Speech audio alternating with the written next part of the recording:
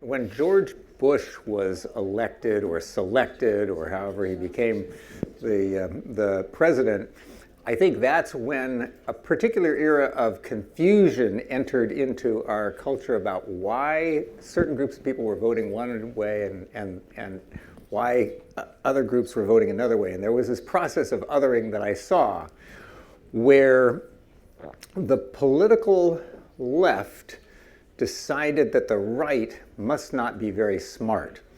And there are all these books that came out about how, the left was smarter, better educated, more intellectual, and so on, and the right was dumb. And the right came to the conclusion that the left was mentally ill. And there are all these books that came out about how the left is disconnected from reality and they don't accept what's real and so on. And there was this kind of self-explanation as to why the other group is wrong and why their group is right. The same thing tends to happen in gender politics. Why is this gender wrong and why is this gender right, and which one is better and which one is worse? A guy named John Powell, who spells his name with a small j and a small p. John Powell is a professor at UC Berkeley. And he formed an institution called the Othering and Belonging Institute. And it's one of the best sources of how to understand that process of othering and its counterforce, belonging. And what he points out is that these different types, if you will, really just belong to a larger community. And it's the integration of those types that makes us whole. When I look at conservatives, I see a group of people who their tendency as a group is to believe that people are selfish and that nature, the environment, is threatening out there. And because they come with that bias, they want to protect what they have. So I call them the protectors. And the political left are folks who tend to come with the assumption that people are selfless naturally, and that nature and the environment is welcoming and supportive. And their desire is to liberate. So we have the protectors and the liberators. And to me, it's probably not God's mistake or nature's mistake that half of most populations are on the conservative side and half are on the liberal progressive side. Because we need the protectors to protect what we have, and we need the liberators to spread it around more gradually. And if we don't have that, then we have abusive cultures that are either locking down too much or opening up too much, and either way, we perish. Now, one of the most valuable things that we can do in this arena, and I want to ask Julia Tindall, are you there? Julia, can you come up? Can you come up for a minute? Julia has been a friend of mine for more decades than I care to admit. And yes, we all, but you, decades ago, yes. Julia brought us on a trip to the Costa Rican rainforest. Yes. Some executives, you remember Tachi, of course. I do remember Tachi and his 100 push-ups every day. 100 push-ups, he did like 1,500 push-ups a day. Was it 1,500 push-ups a day. He was our CEO of Mitsubishi Electric and protected the rainforest. And that helped to train executives in connecting with each other and connecting with the community and becoming rainforest protectors. And Tachi went on to become one of the greatest rainforest protectors on the planet. Yeah. Despite bashing that, do you remember when he bashed the anthill? I can't remember, did he? I won't go into that story. While. But you are now, we are now going to do a trip as well. Tell us a little bit about the trip that we're having. Absolutely. And then we're going to have table discussions, by the way. So Bill said to me, let's do another rainforest trip. It's been too long. And I guess Bill has some projects involving the rainforest that you're working on, right? So that was the inspiration to go there, because the best way to inspire people to protect the rainforest is to actually experience it and be there. So we landed on going to Belize for a few reasons. Belize, the government is actually working on sustainability quite strongly, and they are doing a good job of protecting their forests, and there is a reasonably accessible rainforest not too far away, like 2.5 hours drive out of Belize City. So it's quite easy to get to, not too far from Texas, a couple of hours flight. And we can have an experience staying in a wonderful eco lodge that has won so many awards for sustainability. Their naturalists will take us into the forest to discover the circular nature of the forest and teach us about the flora and fauna there, for us to really see and feel and experience why it is so precious and why we've got to keep expanding the forest. Because actually they are trying to regrow a lot of their forests there, which is fabulous, but they need our help. We need to go there and spend our money to encourage this. So we have a tentative plan to go next May, so that's May 2026. What's the date? And off the top, I can't remember exactly. You have to come and ask me the exact dates. I'll sit over here and I'll look it up and get you the information if you're interested. We're super excited about that opportunity to connect all of you guys in an amazing place where we can be in nature together. Yes, and that does it. And we have, as always, I like to multi-purpose. I'm not a good multitasker, but I am a good multi-purposer. When you think in systems terms, you realize that systems do many good things at once. And so by doing this trip, we're not only going to be helping directly with our own connection, we'll be helping the local folks that we're engaging with, but we also have some secret plans to protect the headwaters of the Amazon in a really big way. So I can't give you any details about that, but it fits into this larger structure of change that I think we all can be proud to be a part of. And so consider it. No pressure, man. It's a tremendous experience to go out into nature, and Julia makes it affordable and easy and enjoyable. So JuliaTindall.com. Is it going to be on JuliaTindall.com? It will be, but I just encourage you to come and connect with me so I can send you information. I'll get your email.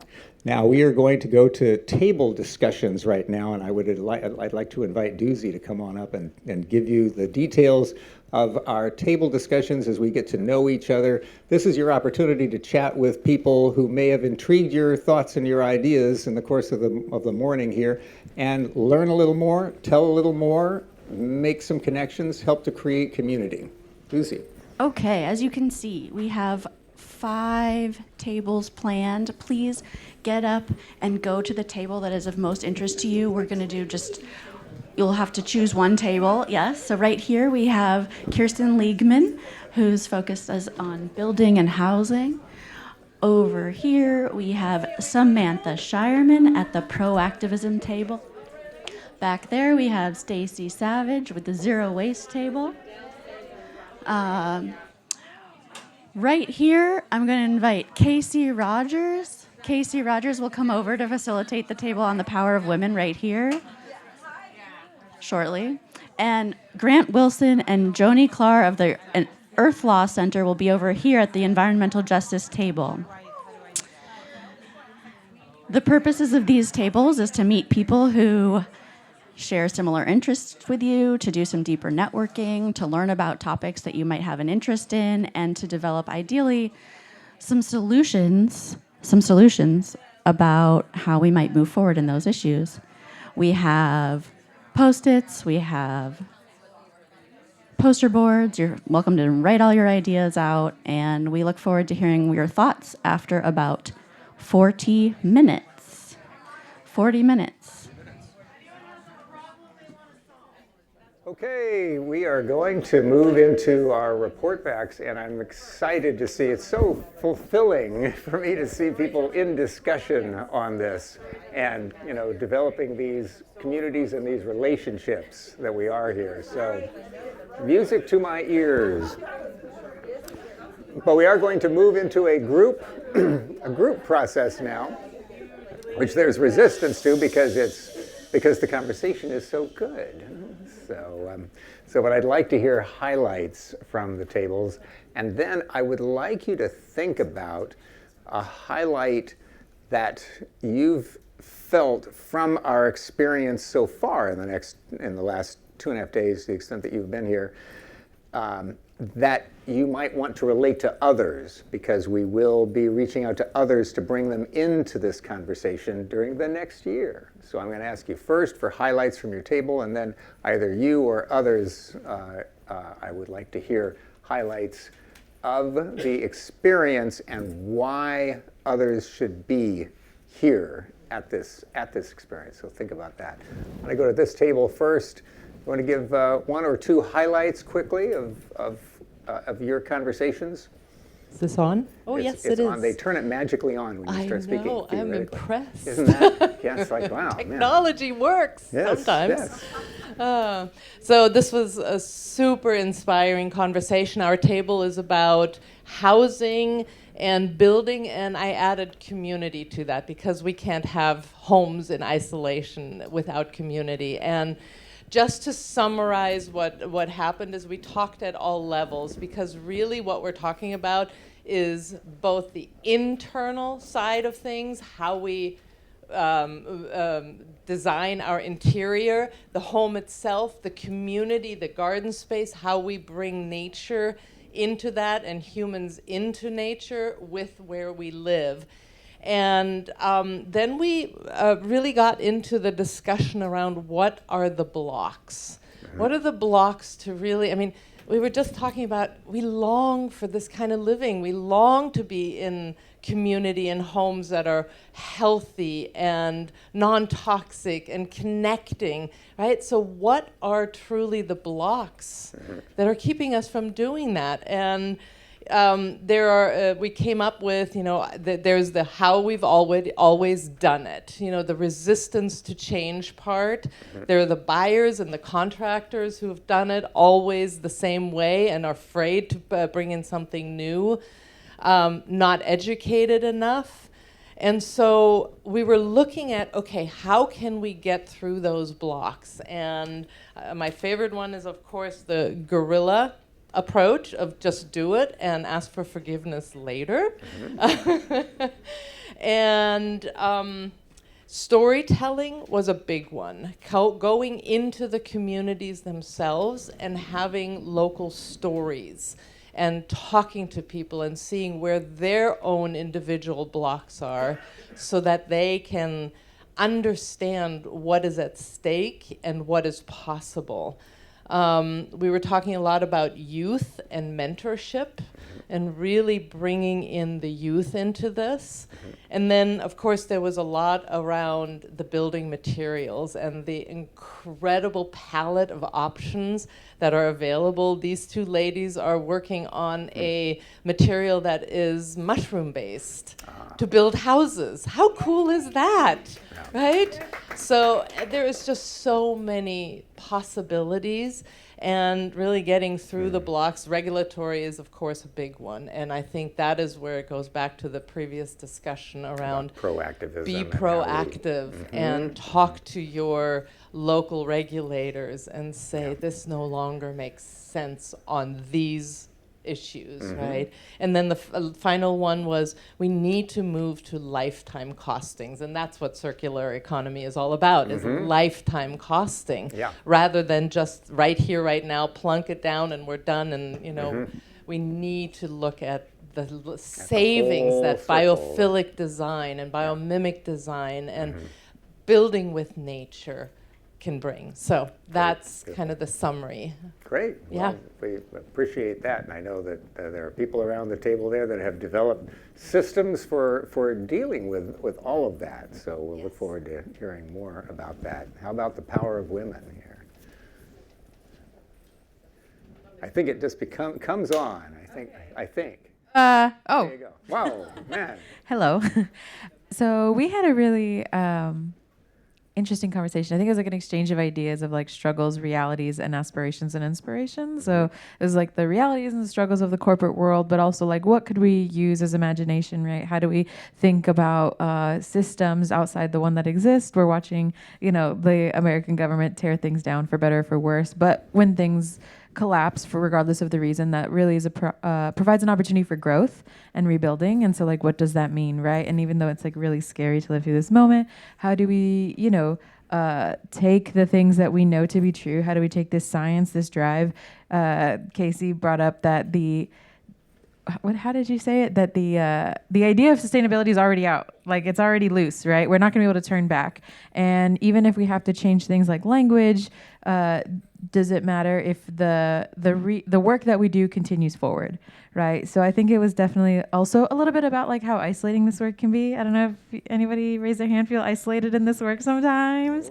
Yeah, it can be really isolating. And so, how do we remind ourselves that even if we're working individually, like that we're doing work as part of a larger collective, right? And like maybe that means finding opportunities like this or other, similar things in our community.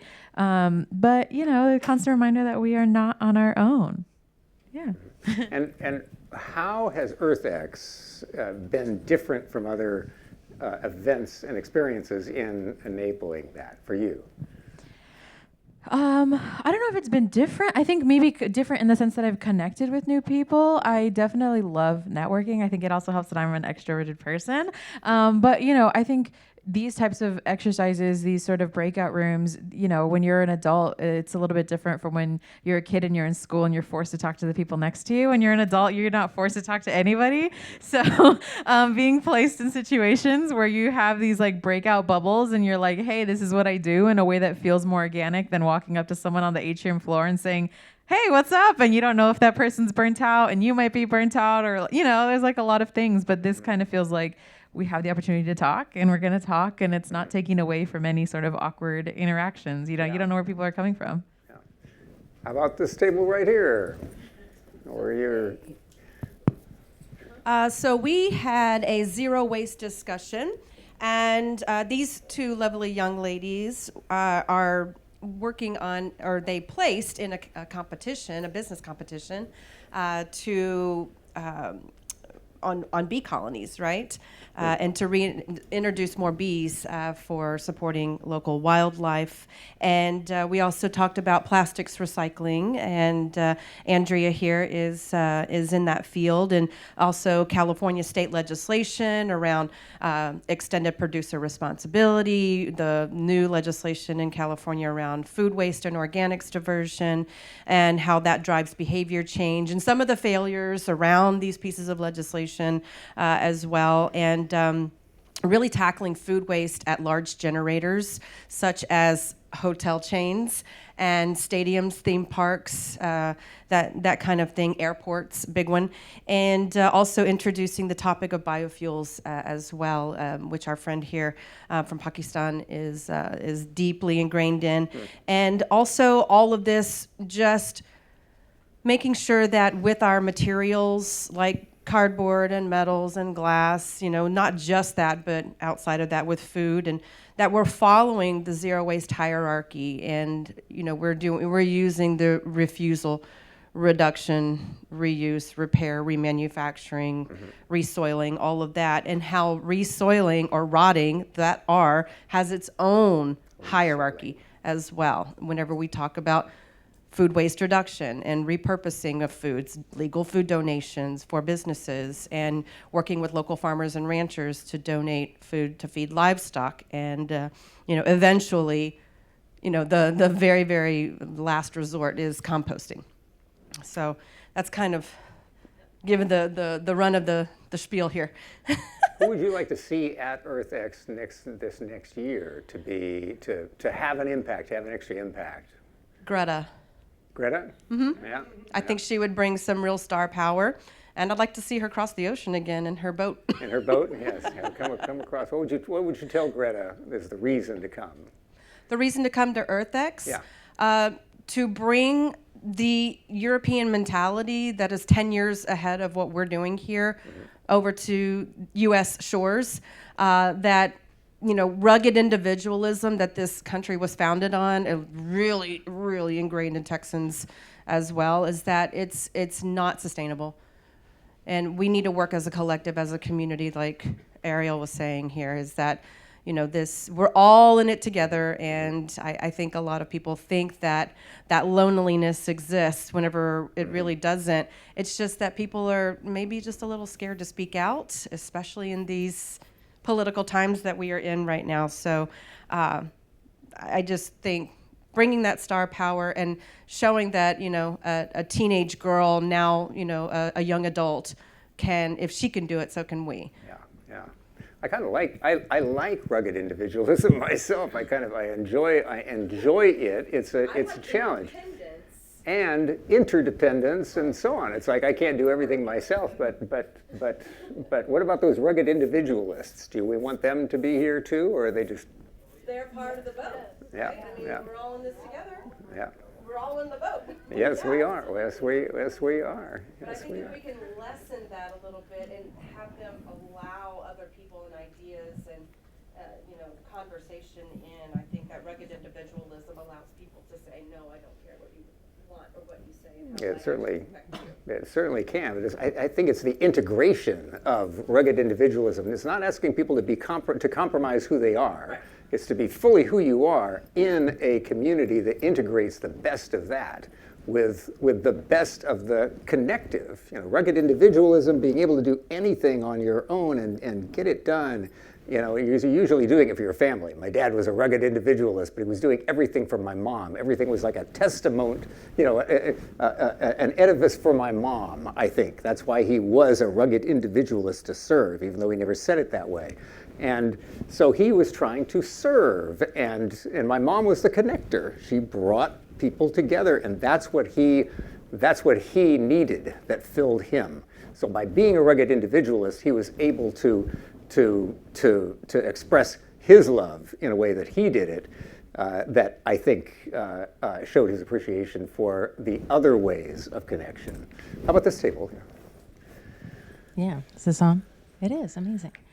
All right, so we joined forces between the proactivism table and the environmental justice table, which I think worked out really, really nicely, and we had a great conversation. So we started out sort of talking, so proactivism, for anyone who wasn't part of the panel, is very much a solutions-oriented, like pragmatic approach to activism. So finding ways of working together, finding common ground, finding common solutions, instead of falling into what is so easy to fall into, which is that sort of us versus them mentality, who are the enemies in this situation.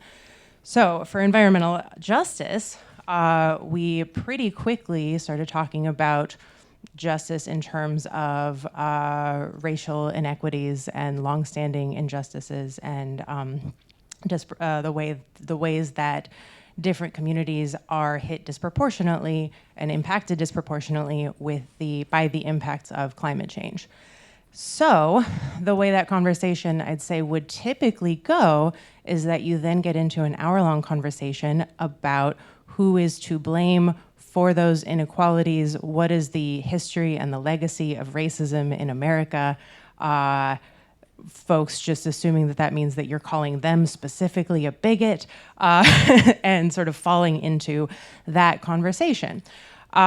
Instead, we found some common ground. So regardless of racial things at play, we all agreed that poor areas, poor communities, are going to be hit disproportionately with the impacts of climate change. And then we found one aspect of that seemed like a solvable problem. One way in which low-income areas are proportionately hit is with the lack of sort of green infrastructure. There's more cement, there's less green areas, and that means that in a heat wave, they're going to be hit worse. What's another thing that we can all agree on, regardless of party politics? We all like parks. So that's one way where speaking the language that isn't going to sort of trigger those knee-jerk reactions in folks on the right or the left, we found a solution that we can all agree on, and then we sort of started talking about how we would find funding for that and how we would communicate that to city council and things like that. So that was our approach. Terrific. Now, what for any of you, and I will call on you if I see folks I'd like to comment on it. But how has this experience, or what has been a highlight of your experience so far at EarthX? Let me just leave it at that. What's been a highlight of your experience over the last few days at EarthX? And anybody pop up here and Do you have a microphone for folks, or do we have a microphone we can pass around? Go for it. Yeah, go for it. It's on. Go ahead. I think just being able to have conversations with people that are very much on the opposite side. Do you mind standing? Yep. Sorry. Hi, Andrea. I think being able to have these one-on-one conversations that on paper or in the media or in legislation we are opposing all the time, but I think just having these conversations together, there's so much common ground and a happy middle that we should be talking more about how we can kind of find those compromises and maybe not agree on everything, but kind of find that happy ground. And I think these conversations have been really amazing. So. Terrific, terrific. Any other thoughts? Yes, right here. Casey. Hello? Okay. Yeah. I think for me, I'm very new to this sort of industry. I'm a filmmaker, and I there's a lot that I know I don't know. And I have found that it's been very easy to jump into a conversation and it's been sort of inclusive. Like nobody's been like, oh, you don't know anything, you don't belong here. Like there's an imposter syndrome feeling that's happening for me. But I haven't experienced that from anybody. It's been very easy to jump into conversations, and I very much appreciate that. Beautiful, beautiful. That's great to hear. Yeah. So I've been in the sustainability arena for 20 some odd years now. And what I'm loving is feeling the shift towards the world we want to create versus the thing we don't want. And what you were pointing out, the blaming and the finger pointing. We're shifting towards energetically drawing in what we want to create. And the picture that just showed up for me is like we're building this mosaic of this world that we want to create, and the pieces are falling into place, and we're working at a more subtle level now. I don't know if you've noticed that, but it's like the pieces are becoming more and more subtle and more delicious. It's like, the big holes have been filled. We know how to do that, but it's like on the subtle level now, and I just love playing in that. Actions and people finding alignment. Exactly. I live here, but you live on the other side of the world, but there's an alignment that's happening. It's just, these connections are just crazy. Yes. So that I'm just really, from an energetic feeling space, I'm just really loving that piece. That's beautiful. So. That's beautiful. Any other thoughts before we move on to lunch? So yes, Joan. Thank you. Yes, I can relate so much to what you're saying because I've been in that space for a long time and coming to these events. But I feel like with what's happening this year, we're reaching critical, brilliant, abundant mass. And especially after last night, that this is historic and karmic. And you just feel the energy shift globally with this. Because I work globally, especially in Bali with bamboo, and we have bamboo everywhere now. Thanks. Absolutely. And yes, yeah. Is there a microphone? Oh, there we go. This is my first day, and I'm just here for a couple of days. But I would like to say, I think just the experience of being in today's session, that there is a collective, there is a powerful collective, and it's really just reiterating what you said. But there is a powerful collective that we're underestimating the power that we have, and that we really need to pivot. And I think the time to pivot and to really be strong about a vision that we collectively can execute. And I think that this is the time to do it, just because of what others have said and what we're feeling here, but also because of the political leadership that we have. And I think this is the time, if you look and see what happens in downtimes, what we consider a downtime. Well, Google started in a downtime. And so I really think that it's an opportunity for us to really get a big, pivotal vision for our local communities that can translate to global communities. Beautiful. Beautiful. I love that. Thank you so much. We are now going to go to lunch on the third floor, one floor up from here. After lunch, And after lunch at 2 o'clock, is it right here we're doing the leadership circle? At 2 o'clock, we have the opportunity from 2 to 5 to get together as a leadership circle. These are self-defined leadership leaders. We will have the opportunity to meet monthly in Zoom calls to check up on us and support one another. But what we're going to do is walk through some of the high priority actions that we are taking and wish to take as a community, and the changes that we want to come into being in the next year. And these changes will come into being from potential to actual. And other changes will happen that we can't even predict. So I encourage you to come between 2 and 5 today and participate In this room, that it'll be really experience. participatory the way this session was, and you do not have to be a member of the Leadership Circle to join us. You are all invited. Yes, you're all invited, and it will be emergent. So thank you. Enjoy your lunch.